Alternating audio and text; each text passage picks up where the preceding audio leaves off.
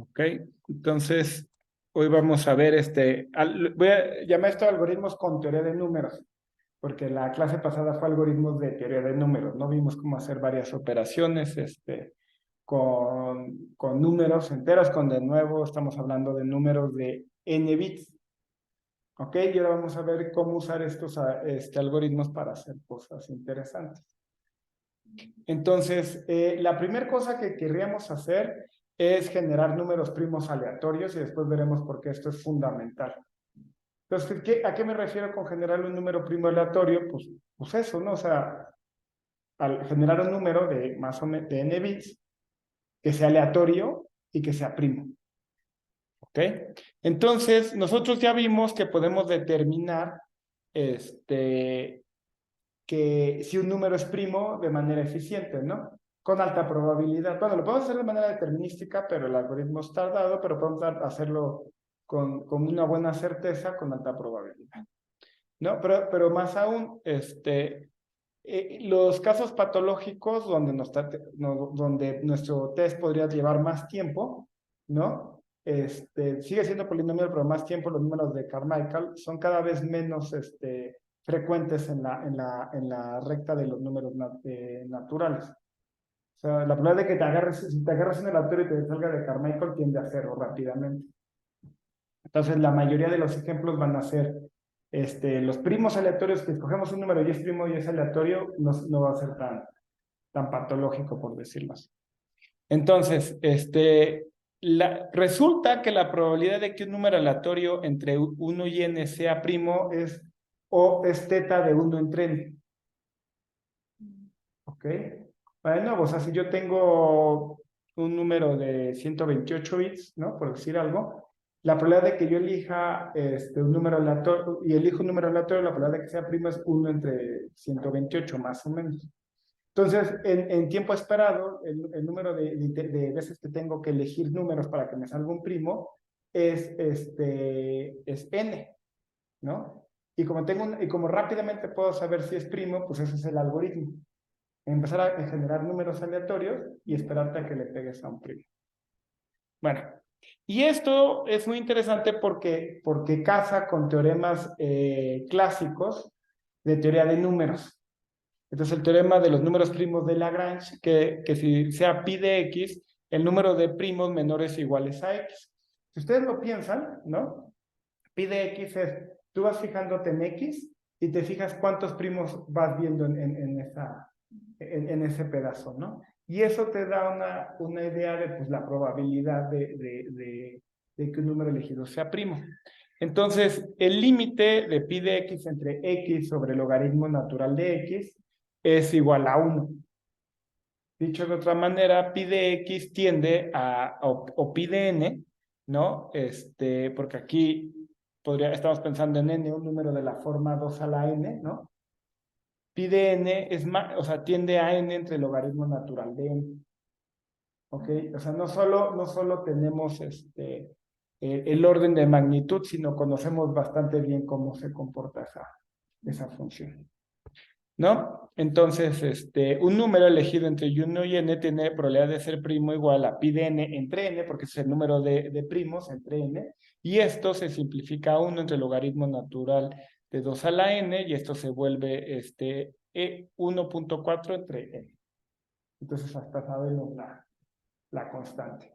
Como comentario, este fue un gran resultado de teoría de números y Paul Erdos, que hemos hablado mucho de, ya tiene tiempo, ¿no? Desde discretas, descubrió una prueba elemental del teorema de los números primos cuando tenía 18 años. Entonces, esa fue como de sus primeras contribuciones relevantes a las matemáticas. Y es que las demás pruebas usaban, bueno, no recuerdo qué herramientas, pero creo que es teoría analítica de números, pero le encontré una prueba elemental para esto, siendo bastante joven. Ok, entonces sí, la prueba de Fermat consiste en ver si a la n-1 es congruente con 1 módulo n. Y de nuevo, aquí vuelvo a hacer hincapié en que cambia el modelo y es importante esto porque cuando queríamos determinar si un número es primo, usábamos también un poco el modelo del adversario, ¿no? O sea, ¿cuál es el peor ejemplo que alguien nos puede dar? Que diga, este número va a pasar todas tus pruebas, ¿no? Y va a ser difícil que lo determines. Y aquí no, porque aquí es un número aleatorio. Ajá, entonces no hay un adversario que nos esté dando malos ejemplos. Entonces, en la práctica basta con usar la prueba de Fermat, que es tomar a la n-1 ver si es congruente con 1 módulo n. Y la probabilidad de que un número aleatorio sea compuesto y pase la prueba de Fermat es muy baja. O sea, si es aleatorio es muy baja la probabilidad. Y de hecho en la práctica se hace la prueba con a igual a 2 o a igual a 2, 3 o 5. O sea, haces como 2 o 3. O sea, ya si de plano quieres estar muy seguro, lo haces con 2, 3 o 5. Y además te toman números chiquitos para que sea fácil esta exponenciación. ¿Ok? Entonces va de nuevo en la práctica, eso es lo que se hace. Generan un número aleatorio, le pasan la prueba de Fermat y si la pasan, lo declaran aleatorio. Y sabemos que la probabilidad de que pase la prueba de Fermat y no sea primo es muy baja. ¿Ok? Y regresando a la parte de criptografía, y que ahorita vamos a hablar de eso, ahí la manera en que se generan números aleatorios es con algo que se llama números pseudoaleatorios. O sea, yo doy un algoritmo que le das un número que se llama semilla y te regresa otro número. Y cuando tú le haces análisis estadístico sobre qué números te generan, es como si los generaras de manera aleatoria. Pero no podemos generar un número aleatorio de una máquina determinística. Eso es imposible. Ajá. Por eso el curso pasado les hablaba de que usaban lámparas de lava, ¿no? Para generar números aleatorios. Porque generar esas semillas es difícil. O sea, si yo logro, o sea, si tú, por ejemplo, no sé, tomas el tiempo de tu reloj, pues es aleatorio, pero no es tan aleatorio. O sea, si yo sé exactamente cuándo ocurre ese proceso, pues ya, ¿no? Y lo que se hace en la práctica es que generas el primer número aleatorio, no es primo, pues generas el que sigue, pero todo se reduce a la primera semilla que tú le das. ¿Ok? No hace comentario. Entonces, fíjense, para fijar ideas. Para n igual a 34, o sea, si fueran 34 bits nada más, antes de hacer la prueba, el número estos son el número de primos, ¿no? Y ese es el número de compuestos, ¿no? Hacemos la prueba con a igual a 2. Ajá. Entonces, estos son los que lo fallan la prueba, estos son compuestos y estos son los que lo pasan. De estos, algunos son compuestos y otros son primos, pero solo los compuestos son 20,000 y los primos son 1,000,000,000. Entonces, la probabilidad, solo para n igual a 32, de que generemos un compuesto que pase la prueba de Fermat, es 1 entre 50,000. Y eso es para n igual a 34 bits, ¿no? Pero esa probabilidad decrece rápidamente conforme aumenta n. Hoy en día, RSA, que es el sistema criptográfico de llave pública y llave privada, el mínimo número de bits que se usa es 2048. Y dependiendo de la seguridad, se usa 3072 o 4096. Entonces, o sea, la probabilidad es bajísima. Pues, bueno. Entonces, esto cambia la tipografía porque lo saqué de otras pláticas que daba. Entonces, les voy a platicar sobre firmas digitales y criptografía, cómo se usan esto en la práctica. Entonces, encriptar significa cambiar el contenido de un mensaje para que no sea legible.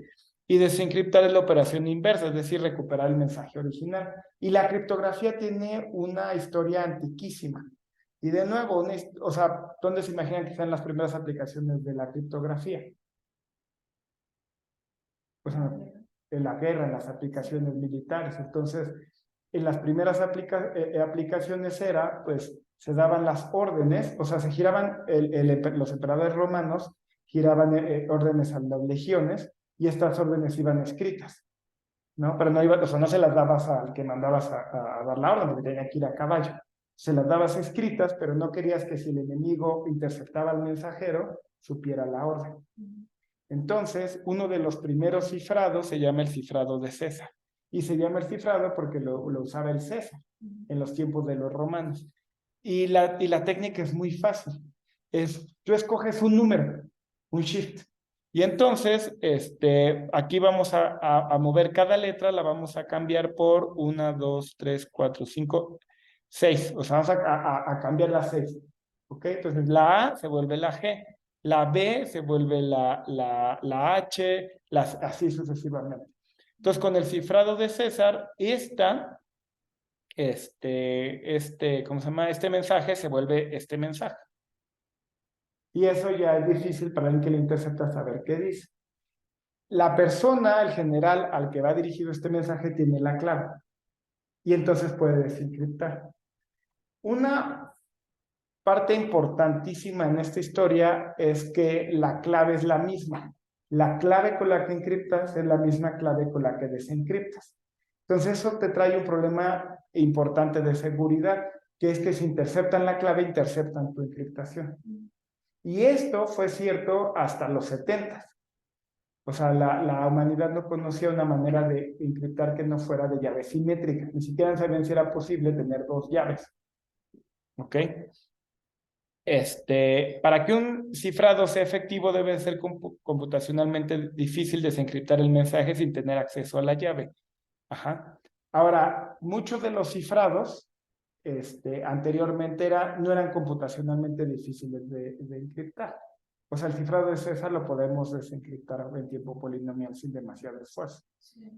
Ahora, eso va de la mano con las capacidades de cómputo de la gente. No es lo mismo, si mi PC lo puedo hacer, a estar en la época de los romanos y hacerlo con papiro y con lápiz, ¿no? Entonces, siempre ha habido como que sale un esquema de encriptación y la gente que descifra códigos descubre cómo hacerlo rápidamente. Entonces acaban uno más complejo y la gente que descifra códigos descubre cómo hacerlo rápidamente. Y esa competencia se ha mantenido históricamente entre quienes tienen las ventajas, ¿no? O sea, los que encriptan o con los que desencriptan. Pero bueno, suponiendo que es difícil computacionalmente desencriptar, lo difícil entonces se vuelve transmitir la llave. Y esto se mantuvo cierto y es una parte muy, muy importante de la historia de la Segunda Guerra Mundial, porque los alemanes desarrollaron una máquina para encriptar que se llamaba la máquina Enigma. Y la máquina Enigma, que es la que ustedes ven aquí, funciona de la siguiente manera. El operador ponía aquí la clave, ¿no? Y tecleaba el mensaje. Y al teclear el mensaje se iluminaban las letras a las que encriptaba. O sea, cada letra era cambiada a otra letra. Lo relevante es que esto tenía muchísimas combinaciones y cada vez que apretabas apretabas una letra, la llave iba cambiando. O sea, iba como rotando pues la llave. Esto es históricamente relevante también, entre comillas, para lo que hemos platicado a lo largo de estos pues, ya semestres, porque Alan Turing fue parte del esfuerzo británico para desencriptar el enigma. Y fue donde empezaron a usar las computadoras por primera vez. Entonces él ya tenía la idea de las computadoras. Y bueno, los primeros que hicieron progreso en esto fueron los polacos y los británicos siguieron. Pero además hay alguien que no se menciona en las películas y tanto en los libros, que ustedes conocen, han oído hablar de él, que es Todd. Todd, el del teorema de Todd. El del teorema de Todd. Ajá. Pero no solo aportación. De los nazis, algo de. Es que sacaron. La usaban los nazis, la Enigma. Ajá, pero esta era la naval, ¿no? Ajá, la naval. Y luego tenían otra en el frente en África. Y esa era más difícil de desencriptar. Y ahí, no sé si al final lo lograron. Bueno, es un decir si lo lograron o no. ¿Cuánto tiempo les toma desencriptar? ¿Y qué porcentaje logran desencriptar? Pero Todd tuvo una contribución enorme a ese esfuerzo, del cual no pudo hablar mucho tiempo porque era secreto de guerra. pero es algo que generalmente no se sabe, pues, y que tampoco sabemos exactamente qué fue su contribución. Pero vaya, los británicos lograron conjuntar gente muy, muy capaz, o sea Todd es Todd, pues. Entonces, él estuvo muy involucrado en esa época, en esos trabajos de desencriptar. Y además es muy significativo porque, bueno, es duro porque en esa época los británicos lograron desencriptar el enigma, pero obviamente nos dijeron ya logramos desencriptar el enigma, porque lo siguiente que iban a hacer los alemanes, los nazis, pues era agregarle más rotores a la máquina y echar por tierra. Entonces, dejaron hundir barcos civiles para no mostrar que sabían desencriptar. O sea, porque como ellos podían ver las operaciones de los nazis, ajá, entonces si iban y había una flota de submarinos que iban a hundir uno de los barcos que abastecían al Reino Unido, si evitaban que hundieran ese barco, pues los nazis iban a decir, bueno, ¿cómo diablos supieron, no? Estamos ahí, van a deducir que ahí habían desencriptado la máquina Enigma. Entonces, ajá, los tuvieron que dejar hundir. Pero bueno, y esto además no se supo sino hasta el final de la guerra, años después. Y este es un ejemplo de los códigos que tenían, pues, o sea, venía el código que se usaba para cada mes y los mensajes, ¿no? Pero bueno, no leo alemán, entonces no les sé decir bien qué dice. Ok, entonces, ¿cuál fue la gran innovación de los 70s del sistema RCA? Que es un sistema de encriptación donde se encripta con dos llaves.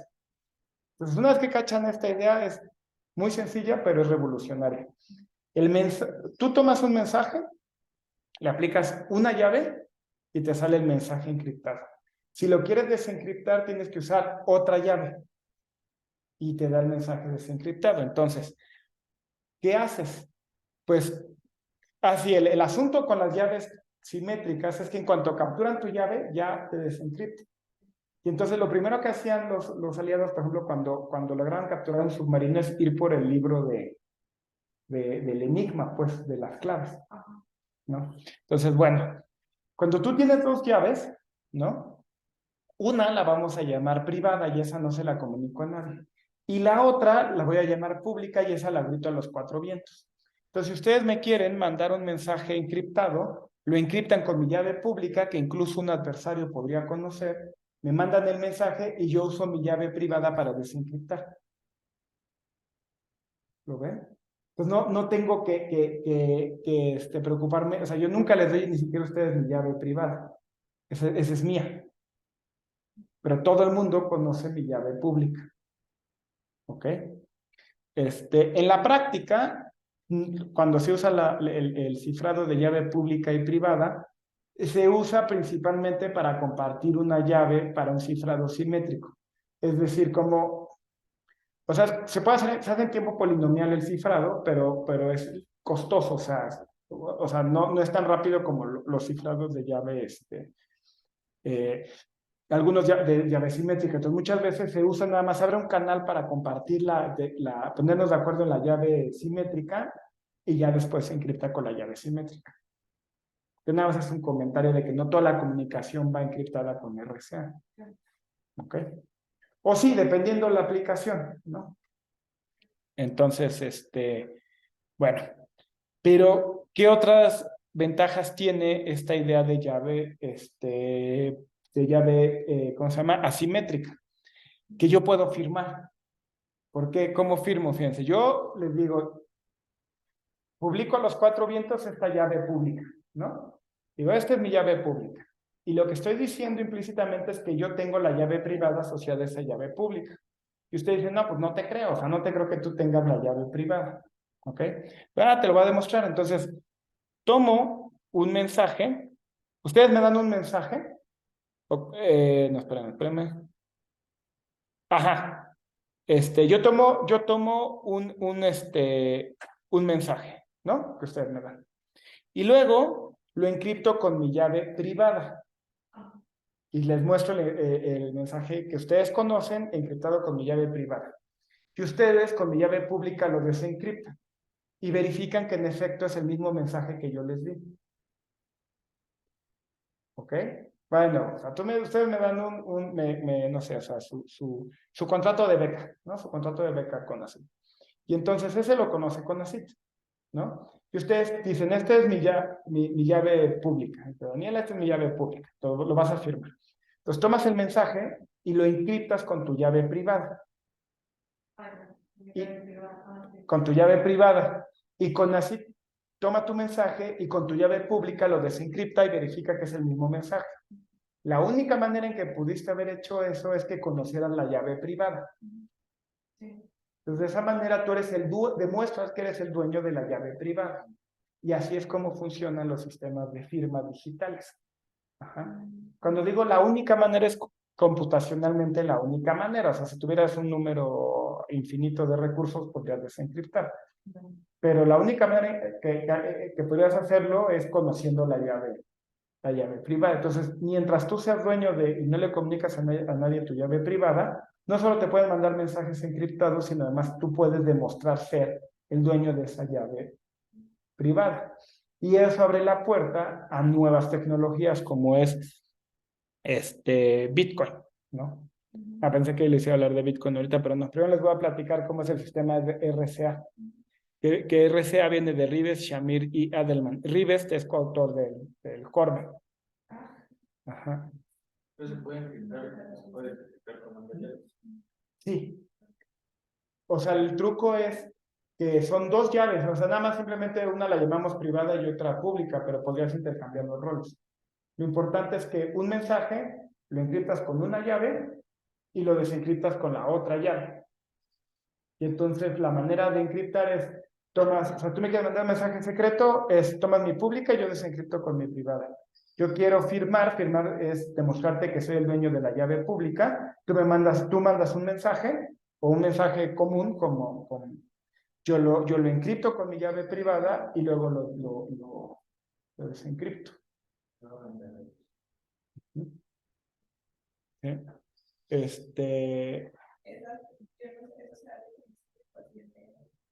Elípticas. Sí hay firmas digitales con curvas elípticas, pero ahí sí me falla. Ahí sí tendrías que hablar con un criptógrafo. Sí, pero no los desconozco. Y es que la criptografía es enorme además, o sea, como área de estudios es muy interesante, enorme además se está usando mucho hoy en día, pues gracias a las criptomonedas, a cosas que eran como teóricas nada más, ahora se están usando como, wow, o sea, no esperábamos que tan rápido se usaran como cosas que se llama Zero Knowledge Proof.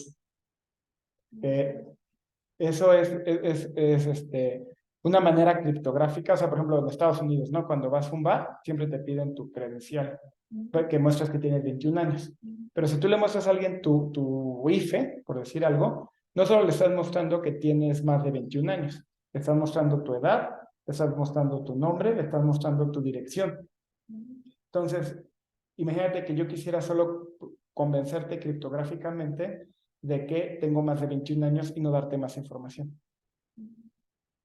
¿No? Otro ejemplo más teórico es: yo tengo una gráfica y yo te quiero demostrar que esta gráfica es hamiltoniana, pero sin darte el ciclo hamiltoniano. Ese tipo de cosas.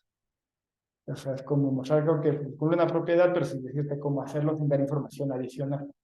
Y eso que era algo teórico, es como ahora es como, o otro ejemplo que sale de ahí si no me sé bien los detalles, es: imagínate que tú tienes una demostración matemática y tú quieres verificar si es cierto, ¿no?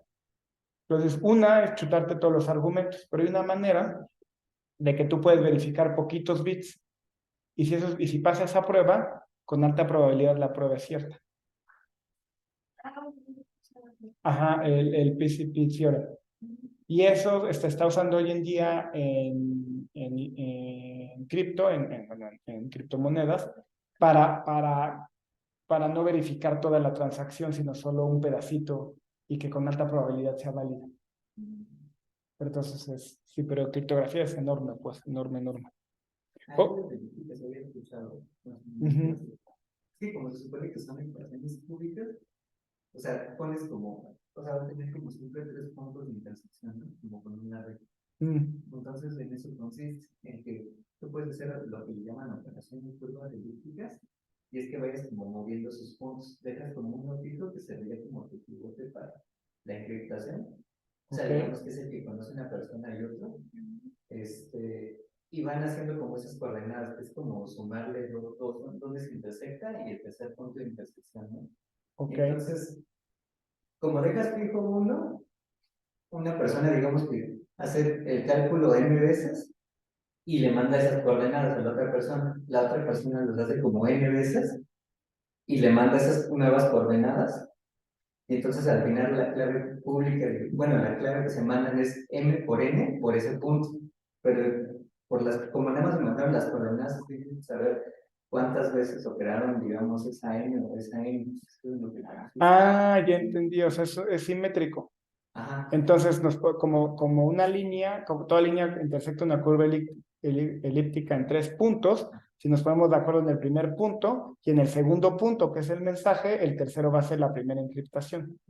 Y luego iteras ese proceso, Sí. ¿no? Entonces tomas ese segundo punto y lo sigues iterando. Entonces tienes dos parámetros, la llave inicial, el número de iteraciones, y ese es el punto donde nos ponemos de acuerdo. Mira, sí.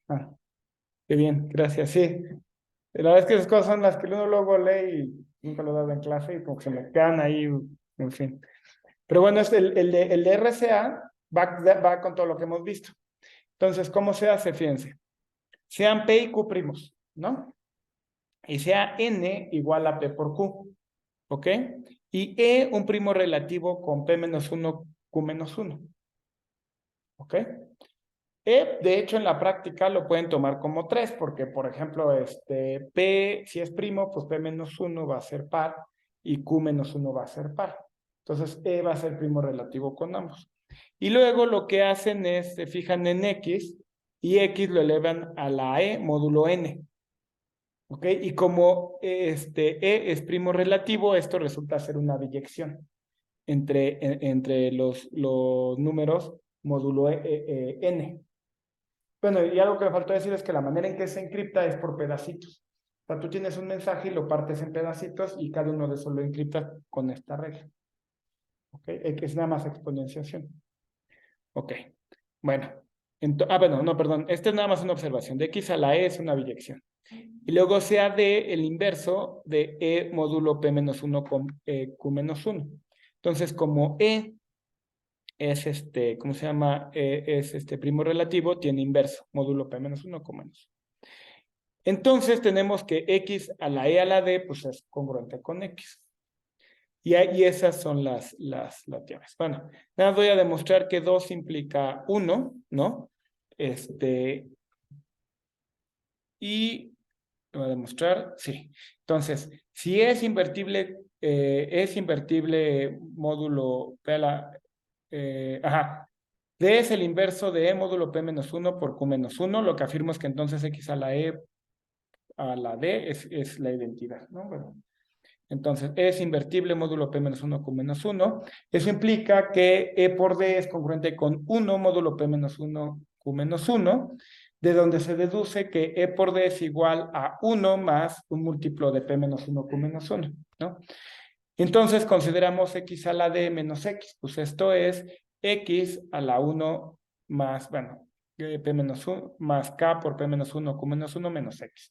Pero esto, pues, como P es primo, ¿no? Pues cumple con la, ¿cómo se llama? Con, con la prueba de Fermat, ¿no? Entonces X a la P menos 1 es congruente con 1 módulo P, ¿no? Y entonces aquí tenemos que, por una parte, módulo P, pues esto se vuelve X, ¿no? Porque aquí tenemos el P a la menos 1. ¿Sale? Esto se vuelve 1 por X, pues es X. ¿Sale? Eso quiere decir que esto es X menos X, que es 0 módulo P. Y como Q es primo también, pues tenemos lo mismo, ¿no? Entonces, X menos X es divisible entre P y divisible entre Q. Eso quiere decir que X a la ED menos X es divisible por P y por Q. Y por lo tanto es divisible por N porque N es el producto de P por Q. Esto implica que X a la E a la D pues es la identidad. Y estas son nuestras llaves. Entonces, ¿cómo es el sistema RCA? Pues Bob ¿cómo escoge sus llaves? Escoge un número, números primos grandes, P y Q. Su llave pública es N y E, donde N es el producto de P por Q. Fíjense que aquí la clave es que estamos suponiendo que factorizar es difícil. ¿No? Ese es todo, ahí se basa toda la industria de Internet en la hipótesis de que factorizar es difícil. El día por eso las computadoras cuánticas pueden ser tan disruptivas, porque si nos dan en la torre con esto, entonces adiós a la... Ajá. Ahora, tengo entendido que hay trabajos, no sé qué tan avanzados van, creo que ya está, ahí tienen que hablar con un criptógrafo, en sistemas de encriptación postcuánticos. Básicamente que no se basen en la idea de que factorizar es computacionalmente difícil. Bueno, y entonces E es un primo de 2n bits, primo relativo con P y Q. De hecho, generalmente escogen 3 porque pues, es primo relativo y es fácil hacer las cuentas, ¿no? Y entonces su llave secreta es D, el inverso de E módulo P-1 Q-1, que se puede calcular usando el algoritmo de Euclides. Ya habíamos visto que calcular inversos se podía hacer con el algoritmo de Euclides, ¿no?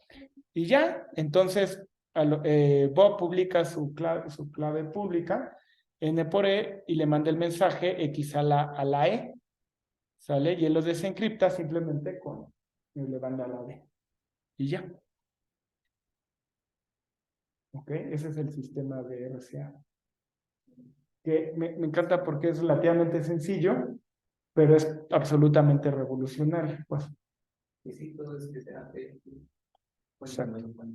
Exacto, o sea, todo se basa en la hipótesis de que no es posible factorizar en tiempo polinomial en una máquina clásica. Que dicho sea de paso, es algo que no hemos demostrado. O sea, podría ser que sí. Podría ser que sí, es que ni siquiera sabemos si P es igual a NP, ¿no? Y esto muy probablemente no está en NP. Entonces estamos basando toda la cada vez más grande economía de Internet en la criptografía. O sea, si la criptografía se cae pues, Internet, o sea, no es que es más grave que eso, ¿no? O sea, para mí lo más grave serían los negocios, pero también perderíamos la privacidad de mensajes, los correos, o sea, ajá, o sea, lo que quieran ya sería Sí, o sea, sería regresar a la era de las cavernas, básicamente. ¿No? Por ejemplo, yo creo que todos querían ya sacar su dinero. Sí, claro, porque entonces no podrías operar seguramente con tu banco. De hecho,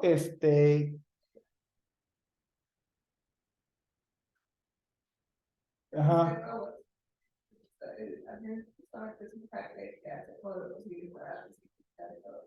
tumbar toda la privacidad de un banco en Estados Unidos y la verdad, pues es que han visto las tarjetas con chip, sí, pues lo que hacen es esto, ajá, tienen adentro la llave privada. sí. Eso también sería el PayPal, ¿no? Sí, hacen una verificación de este tipo. Porque la bronca antes era cuando tú tenías tu tarjeta de crédito y alguien le tomaba una foto, ¿no? Pues ya ya casa, tu game over, ¿no? Sí. Pero ahora, como tengo entendido que funcionan, es que hacen una firma dentro del chip. O sea, el chip permite hacer, si tú le pasas cierta energía, puede hacer ciertas operaciones. Entonces, lo único que hace es una firma digital. Y pero el chip vive, o sea, está codificado adentro, pues.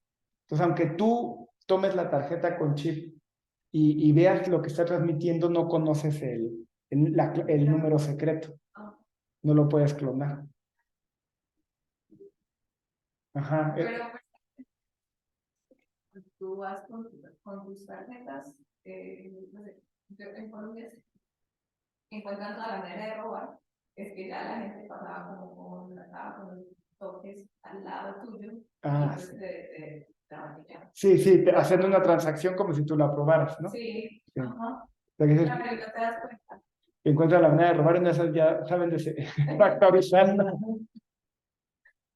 La descripción era como que la forma como de que no te roban es que pongas todas tus tarjetas de toque juntas. Para que se haga un lío. Sí, porque así no pasa. Ujú. O sea, si tú tienes todas tus tarjetas de toque juntas, ahí ya el sistema no la lee. Yo creo que también se puede con alguna especie de caja de Faraday, ¿no?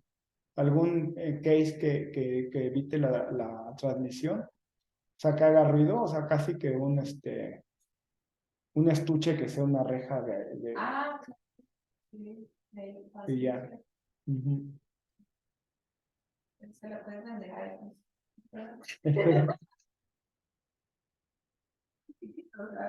Ajá, y ya está. Mentalidad de tiburón. Bueno, y otra cosa que les quiero platicar tiene que ver con teoría de números. Lo malo es que, o sea, es muy complejo el algoritmo que se usa, pero teóricamente no es tan interesante. Pero bueno, son las funciones hash. Bueno, o sea, las propiedades teóricas son interesantes, el cómo se calcula no es tan interesante.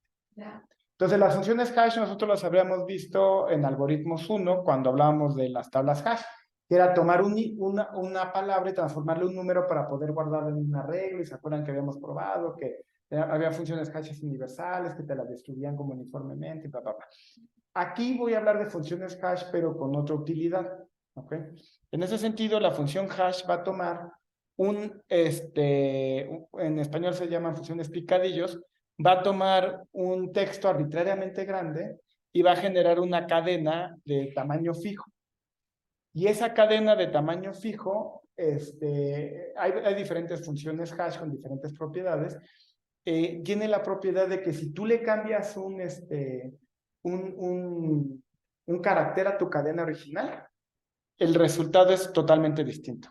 Entonces, esta es la función hash sh1, ¿no? La función sh la sacó la NSA de Estados Unidos. Y fíjense, esta es la entrada, ¿no? Y lo único que cambia es que esta A se vuelve mayúscula. Y si se fijan, la cadena cambió totalmente. Porque seguramente ustedes lo han visto cuando han instalado Linux, que bajan todo no sé, los gigas o ya no sé cuánto ocupe ya la distribución de Linux para instalarlo, y dice algo MD5, no sé si lo han visto. Dice el checksum. Entonces lo que ahí están poniendo es el hash de todo eso, y la idea es, imagínate que tú al momento de bajar hay un error en la comunicación, pues tu distribución ya no va a servir. ¿Cómo verificas que está bien? Pues dices, no, pues lo bajo 2 veces y comparo, pero es bajarlo 2 veces. Entonces lo que haces es que publican el hash y tú en tu computadora calculas el hash y comparas las dos cadenas. Si hubo un error en la transmisión, pues entonces los hashes no van a coincidir y lo vuelves a bajar. Esa es la idea del hash. O para eso es una de las aplicaciones, en particular del MD5. Pero hay funciones hash como la SHA que tienen propiedades adicionales que les llaman criptográficas. Y las propiedades importantes es que es computacionalmente difícil encontrar X y Y distintos tales que hashen a lo mismo. Ahorita cuando digo computacionalmente difícil creemos que es computacionalmente difícil, pero como no sabemos si es distinto de NP, pues no sabemos. Pero creemos que no se puede. ¿Cuál es la relevancia de esto? Fíjense, el que sea difícil encontrar dos que tengan el mismo hash, ¿no? Es importante porque imagínate que tú vas a bajar Linux, ¿no? Vas a bajar Ubuntu. Lo bajas y verificas el hash que está publicado en la página de Ubuntu y te coincide. Ahora imagínate que tú, porque no lo bajas de BitTorrent, no lo bajas porque para que sea más rápido. Y un atacante te mete un virus, te mete código malicioso. Pero claro, si te mete código malicioso, pues entonces tú te vas a dar cuenta cuando no hashea lo mismo. Pero imagínate que fuera falso, que fuera fácil generar cosas que tuvieran el mismo hash que la versión oficial. Pues yo te meto ruido para que mi código malicioso más mi ruido, ¿no? Hashea lo mismo que tú tienes y entonces logras bajar una versión con virus de Ubuntu. Ajá. De hecho, eso se llama que sea resistente a colisiones. MD5 no es resistente a colisiones. Entonces, no es recomendable para esas aplicaciones. Se sigue usando porque es difícil que alguien vaya a hacer toda la molestia de hacerlo, pues ya mejor con el ancho de banda de hoy en día, pues lo bajas directamente de la página oficial o uno de los mirrors aprobados por ellos. ¿No? Pero vaya, MD5 no es resistente a colisiones y eso lo escribieron hace relativamente poco. Pero nunca fue el propósito que fuera resistente a colisiones. Ese SHA sí fue diseñado con la idea de que fuera resistente a colisiones. La otra es que es difícil invertir la función hash. Si yo te doy el hash, es difícil deducir cuál es el texto que generó eso. ¿Okay? Y esto se usa específicamente en Bitcoin. Bitcoin usa la función hash SHA-256. ¿Ok? Y ahora les voy a platicar cómo funciona Bitcoin y cómo funciona la tecnología de blockchain y demás. Que ahora, hace tiempo cuando hablé de esto, era como nuevo y ahora ya es viejo. O sea, hablar de pruebas de trabajo es como ya old school. Pero bueno, a mí me parece fascinante porque son ideas de criptografía que se diseñaron a finales del siglo XX y que apenas se usaron, o sea, y que no hubiera sido posible haber hecho Bitcoin en los 90. Bueno, tal vez sí. Pero bueno. Sí.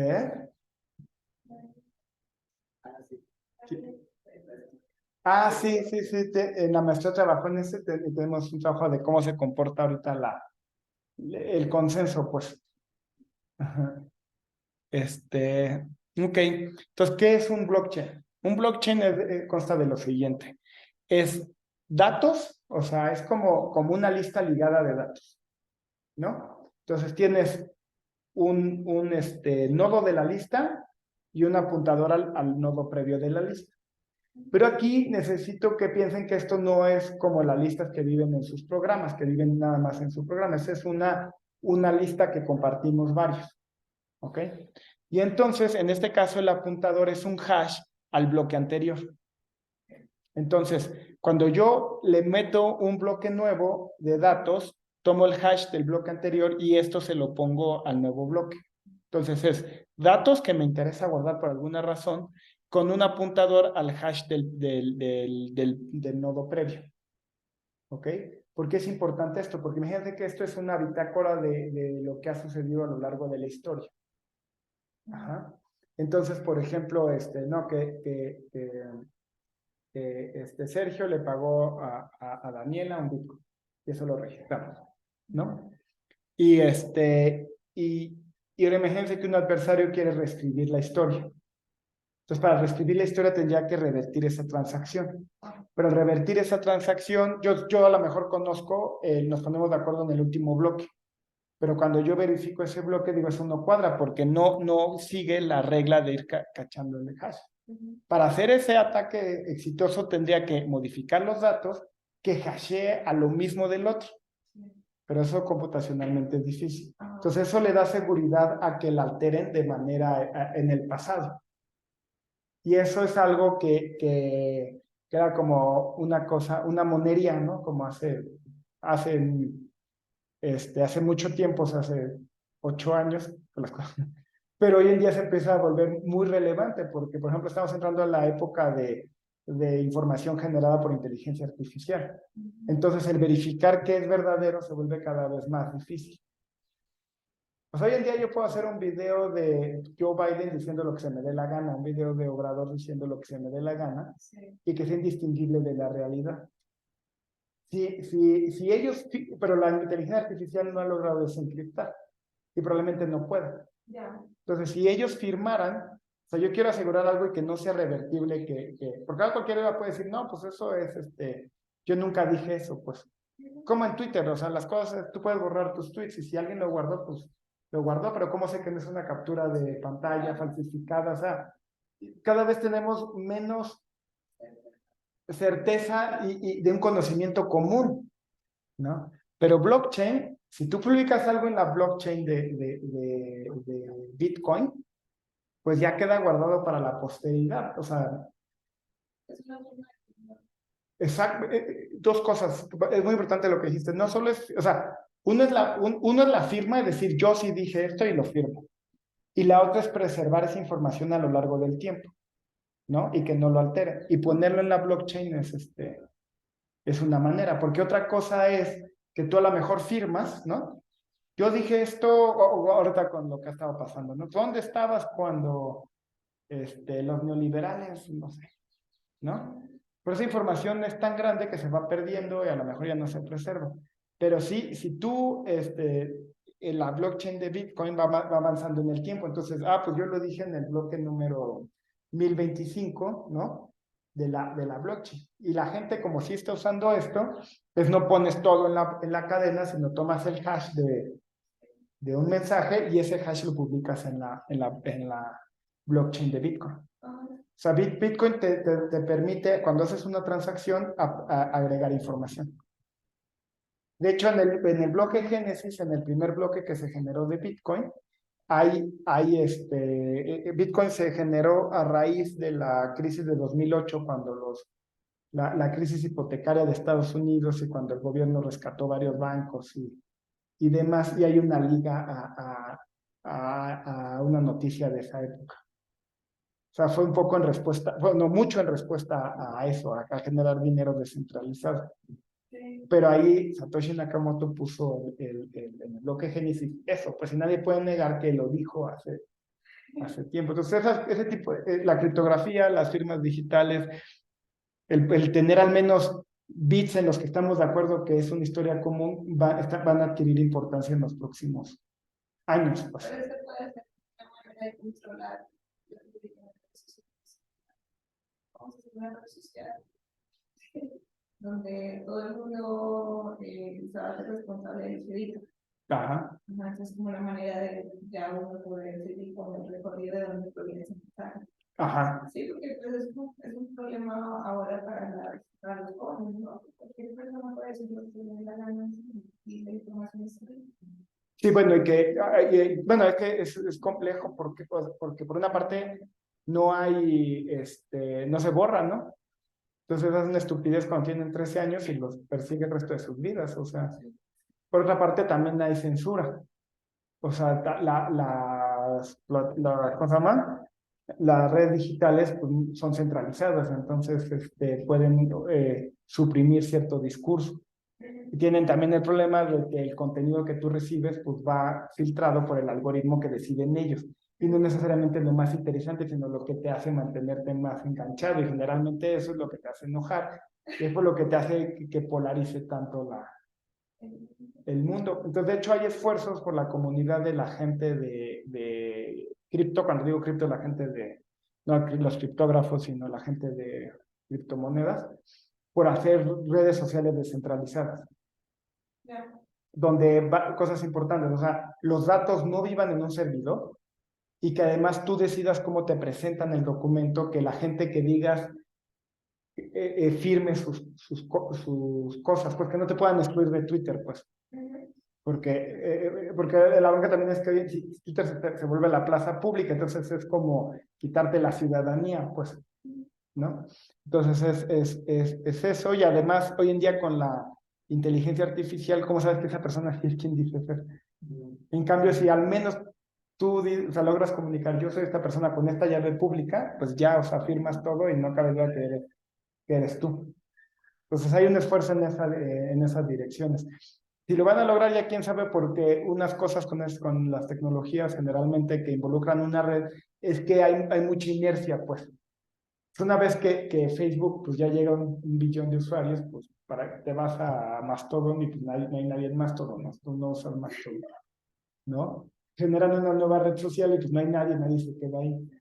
Entonces, aunque podrías estar convencido de las bondades del nuevo modelo, pues no te vas a cambiar porque pues no hay nada. Pues, hay mucha, el first mover advantage es muy grande en redes sociales. Entonces, bueno, esa es la parte, ¿no? Ya al menos sabemos cómo generar datos que persistan a lo largo del tiempo de manera distribuida y demás. Pero bueno, ¿cómo logramos, bueno, cómo funciona Bitcoin? Bitcoin es una moneda, entonces cuando Alice le quiere pagar a Bob un Bitcoin, firma esta transacción, ¿ok? Entonces, pues yo le pago un Bitcoin a Bob. Y lo hace con su llave privada. Aquí me gusta mucho porque involucra la criptografía de llave pública y llave privada. Entonces, las cuentas en Bitcoin son las llaves públicas. Entonces, las cosas se depositan a una llave pública. Y el dueño de la llave privada es el que firma, ahora págale a fulanito y a perenganito. El momento en el que pierdes tu llave privada está escrito, o sea, cualquiera te puede... Ajá, ahí pierdes todo tu dinero. ¿Ok? Entonces, en la red de Bitcoin los usuarios se identifican con su llave pública. Esto es bien importante porque cuando salió Bitcoin, todos decían, pues es anónimo. No, es pseudo anónimo. De hecho, es lo contrario de anónimo, porque cuando tú haces operaciones en el sistema bancario tradicional, hay lo que se llama secreto bancario. Yo no sé tus operaciones del día a día, ni por ley no las puedo conocer. El gobierno puede, si tiene razones importantes como lavado de dinero, delincuencia organizada, para pedir y conocer esas transacciones. Pero en la red de Bitcoin todos conocen las transacciones de todos. Claro que están asociadas a una llave pública. Y si tú nos dices que tú eres el dueño de esa llave pública, pues no hay problema. Y al principio Bitcoin se usó para comprar drogas y cosas ilegales en un mercado que vivía como un mercado libre, pero de cosas ilegales, que vivía en la dark web, que se llamaba, ¿cómo se llama? Silk Road. Y ahí vendían lo que se imaginen y se lo mandaban por correo. Y ellos confiados de que era anónimo, pero luego el FBI logró ligar a las personas con su llave pública, porque en algún momento tienes que salir del sistema tradicional a los bitcoins. Entonces, cuando logran ir a los exchanges donde compraron sus bitcoins por primera vez, tú eres el dueño de esta, y podemos rastrear todas las operaciones. Hicieron arrestos 10 años después y les cayeron. Entonces, hay monedas que sí tienen privacidad, como Monero, donde las operaciones son encriptadas. Y algo que pasó el año pasado es que en Ethereum se hizo un mixer donde tú podías poner transacciones y un pool de transacciones y se hacían anónimas, de verdad, no sabías quién le pagó a quién. No, se llamó Tornado Cash. Pero terminaron metiendo a la cárcel al desarrollador de Tornado Cash. A eso abre nuevas cuestiones legales porque pues él no hizo, o sea, él no lavó ese dinero, simplemente publicó las herramientas para lavar el dinero. Tengo entendido que se llevaba una parte cobraba una comisión el contrato inteligente por usar Tornado Cash y de ahí lo agarraron, pero aún así abre. Y de nuevo, regresando a lo de Zero Knowledge Proof, pues entonces, en efecto, gente del gobierno de Corea del Norte que tienen un embargo lo estaba usando, ¿no? Y narcotraficantes estaban usando Tornado Cash, y hay una lista de direcciones que están como identificadas, ¿no? Pero entonces, una idea nueva es decir, a ver, yo quiero privacidad, pero estoy dispuesto a demostrarte que no soy una de estas direcciones maliciosas. Entonces, nos ponemos todos de acuerdo, vamos a hacer un mixer para que nadie sepa quién le pagó a quién para tener privacidad, pero comprobamos con una Zero Knowledge Proof que no soy ninguna de estas. No te digo quién soy, pero te garantizo criptográficamente que no soy uno de los verdaderos malos. Entonces, esas aplicaciones muy finas de criptografía que se están usando. ¿Ok? Bueno, entonces ya la criptografía nos garantiza que Alice le quiere pagar a Bob un Bitcoin, o sea, aquí ya no hay duda, o sea, Alice sí firmó esa transacción. ¿Qué es lo que falta para poder tener Bitcoin? Pues el consenso, ¿no? Porque Alice puede hacer lo que sigue. Bueno, las transacciones en Bitcoin se empaquetan en bloques y se ponen en una blockchain. Entonces la historia se va guardando ahí. Y en la red de Bitcoin consta de nodos, es una red descentralizada, peer-to-peer, y algo que es un poco frustrante es que, ¿ustedes saben qué es Napster? No, porque eso ya no es.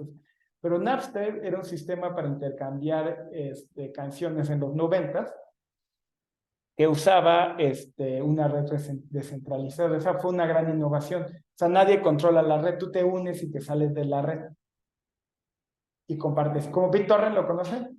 Sí, pues,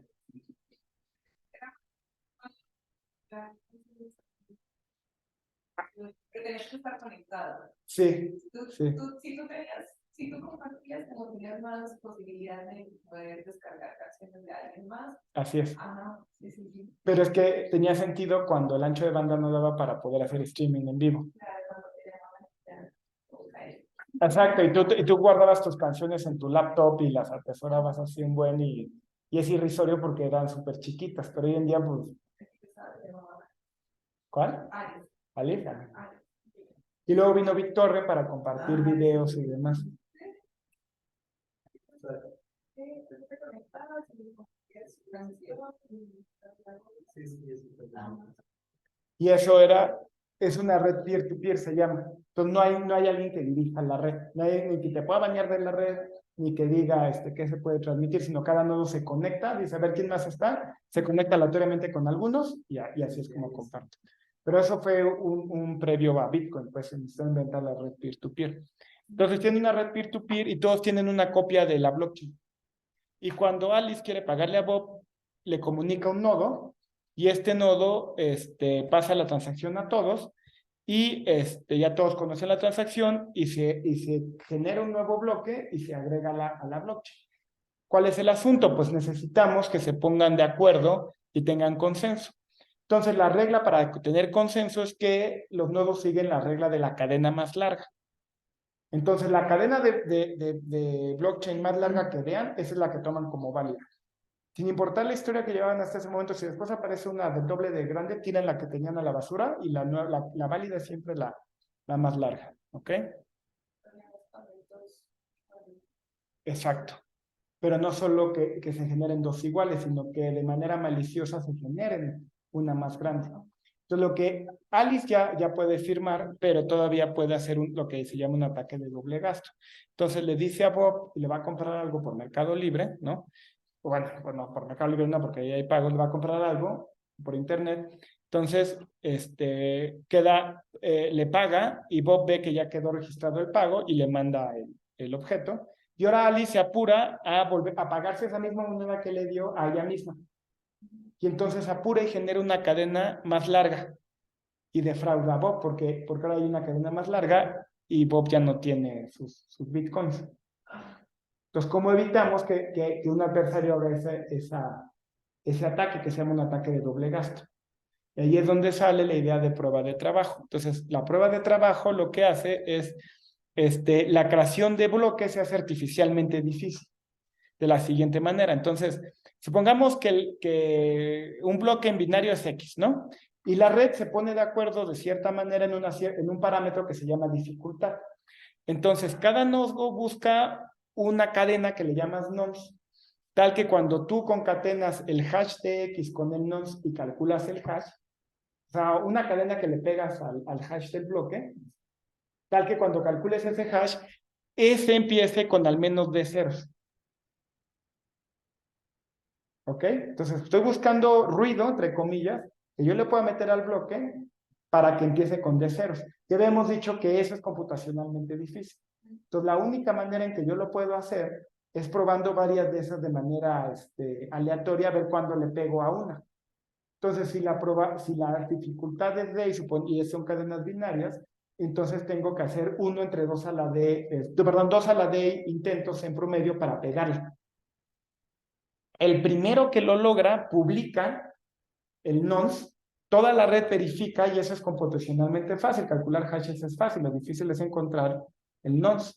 Dice, nada, pues esta persona le pegó a la dificultad, este es un bloque válido, lo aceptan como el válido y se ponen a trabajar en el siguiente bloque. ¿Ok? Entonces, toda la red, fíjense, empieza así, ¿no? Este es el hash. Empiezo con este intento, este otro intento y de repente, pum, ya le pegué. ¿No? Este es un bloque válido. Entonces cada nodo tiene que intentar 2 a la D. La probabilidad de que un nodo domine el siguiente bloque está en función de su capacidad de cómputo. O sea, pueden pensar que que todos, o sea, que está el pool de nodos, cada uno tiene una proporción del 0 al 1 del poder computacional de toda la red. La probabilidad de que tú seas quien mine el siguiente nodo, pues va en función de cuántas operaciones puedas hacer. Si tú controlas una proporción P, pues tu probabilidad de éxito pues es P. O sea, si controlas solo 10% de la capacidad de cómputo, pues la probabilidad de que tú mines el siguiente nodo pues va a ser 1 en 10. ¿Dónde es la clave? Mientras nadie controle más del 50% de la capacidad de la red, entonces, para crear una cadena más larga, bueno, para protegerse, lo que hace Bob es que se espera a que la transacción de Alice quede enterrada por K bloques. Si Alice le quiere ganar, tiene que empezar a trabajar aquí y minar el siguiente bloque. Eso pasa con probabilidad P. Para que mine el que le sigue, con probabilidad P cuadrada. Entonces, exponencialmente la probabilidad de éxito decrece. En la práctica se esperan 6 bloques para... Es cuando, no sé si han usado criptomonedas, cuando dicen que la está confirmada. O sea, generalmente dependiendo de la cadena se espera 6, en Ethereum te esperas 12. Entonces ya está, no, pues ya está tu transacción, ya está en la red, pero pues no te lo voy a tomar como válida hasta esperarme a que pasen cierto número de bloques. ¿Ok? Entonces, bueno, decrece con probabilidad K. Y, bueno, no actualicé mi transparencia, porque cuando se mina un nuevo bloque, se crean bitcoins nuevas, ahí es donde se generan las bitcoins. Estas van al nodo que minó el bloque, entonces el que logró minar el bloque, se lleva esas bitcoins que se generan. Por eso hay un interés económico en lograr ganar esta lotería. Cuando hice esta transparencia, se creaban 12.5 bitcoins, que en ese entonces equivalía a $1.000.000, $1.500.000. Pero el diseño de Bitcoin hace que cada cierto tiempo la recompensa se disminuya a la mitad. Entonces hoy en día no son 12.5, son 6.25 Bitcoins. Pero por cierto, 6.25 Bitcoins ya no es $1.500.000, no. Sí, ajá, sí. ¿De cuándo fueron esos? Ay, no me acuerdo, 2018 tal vez. Antes de que se cayera abruptamente.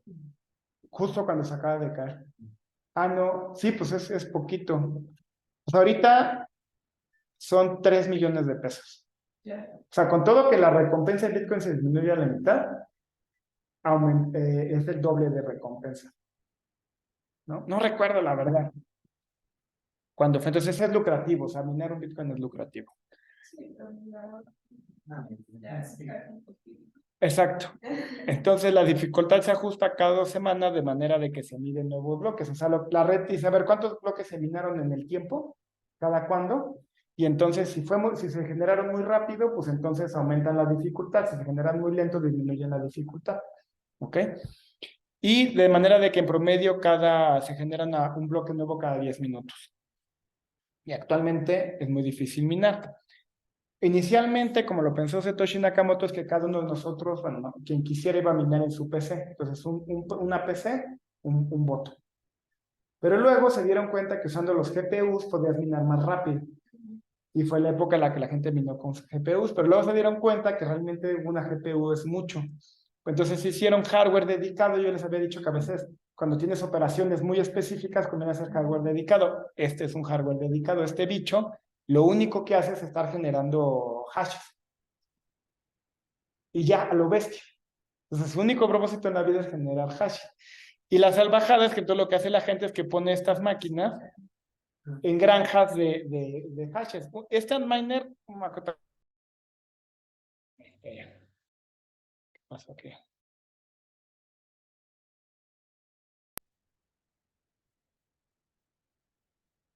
Ajá. Cuando hice las transparencias, la red de Bitcoin gastaba, no me acuerdo si todo lo que Austria o algo así, pero eso ha ido creciendo. Ajá.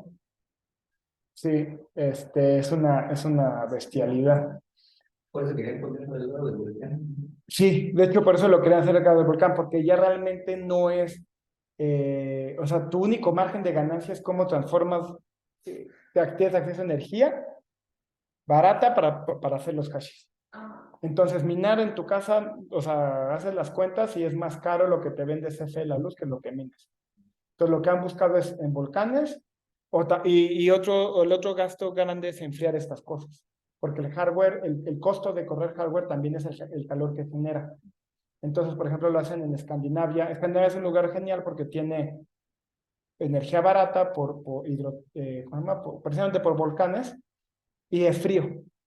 Y el que tú estás refiriendo es El Salvador, donde iban a poner la ciudad Pitcairn y iban a jalar energía del volcán. Bueno, voy a parar ya para que me alcance a grabar.